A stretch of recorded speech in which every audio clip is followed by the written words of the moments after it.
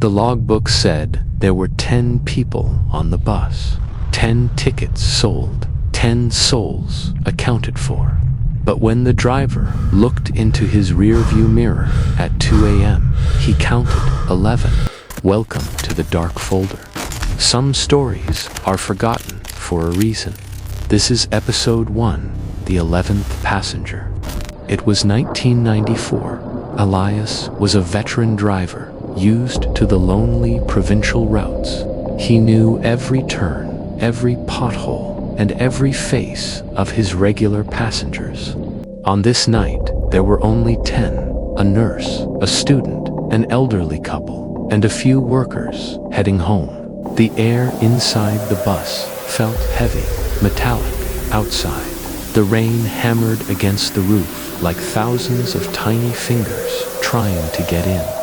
As the bus entered the Black Ridge Tunnel, the interior lights flickered. For a split second, Elias saw a silhouette in the very last row, a man sitting perfectly still, head bowed. Elias felt a chill crawl up his spine. He checked his logbook, 10 tickets. He checked the overhead monitor, but the screen was nothing but static. He looked back at the mirror. The man was still there. He wore a gray suit that looked damp, as if he had walked through the rain for miles. But no one had boarded the bus in the last 2 hours. The rain had been relentless. There were no stops scheduled, no one waiting by the side of the dark, empty road. A cold sweat beaded on his forehead. This wasn't right. He had to be sure. Elias pulled the bus onto the shoulder of the road, the tires crunching on the wet gravel. He stood up. The bus was silent, except for the heavy breathing of the sleeping passengers and the incessant drumming of the rain. He walked down the aisle, 1 row, 5 rows, 10 rows. Each step felt heavier than the last, the air growing colder as he approached the back. He reached the last seat. It was empty, but the seat wasn't cold. There was an indentation in the cushion, as if someone had just been sitting there, and lying in the center was a small, leather-bound notebook. It was dripping with black, oily water, staining the fabric seat. His hand trembled as he picked it up. Elias opened the notebook.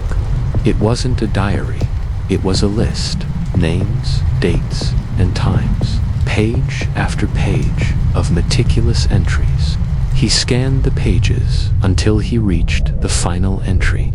The ink was still fresh, bleeding slightly from the dampness. It was today's date. The time was 2:15 a.m., and the name written there was Elias's own. His heart stopped. He snapped his head up, eyes locking onto the rearview mirror. The 11th passenger was back, and this time, he was standing right behind him. You think Elias was just a random victim? He wasn't. The notebook found on that bus. It contains 10 more names, and the next one on the list leads to a house that was torn down 30 years ago.